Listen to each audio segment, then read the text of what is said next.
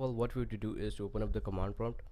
So if you are on Windows 8, then to open command prompt, right click on start and click on command prompt admin option here.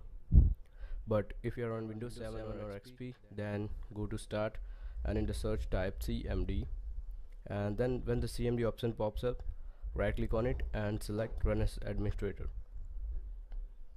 Now after command prompt is open, first we have to start the disk partition utility in order to make the pendrive bootable. So type disk part and press enter. Now as the disk part utility is started, type list disk and press enter, and this will list the disk available on the computer. Here we have to select the USB drive, and in my case it's a disk 1. So to select it, type select disk 1 and press enter. Now if you want to verify that the disk is selected or not, type list disk and again press enter, and here you can see that the disk 1 is selected as followed by a star sign. Now as the disk is selected, we have to remove any kind of partition or data present on it. So type clean and press enter. Now after cleaning, in the next step type create partition primary and press enter. This will create a primary partition on the USB drive. Now after partition is created, we have to format this partition so that we can use it. But before formatting, we will have to select the partition. So type select partition 1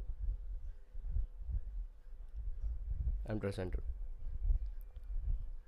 Now after the partition is selected, to format the partition, type format fs is equal to fat32 quick, and here we used quick command to format the USB drive quickly. Now in the next step, type active and press enter, and this will make the partition active. After making partition active, we need to assign drive letter to USB drive. So type assign and press enter, and the autoplay will open the USB drive with the drive letter assigned. So that's all we have to do to make the pendrive bootable. Now to make it Windows 8 bootable pendrive, we just have to copy files from the Windows 8 disk to the USB drive, and you can do it normally by copying files from Windows disk and pasting into USB drive. And also if you want, you can do it in a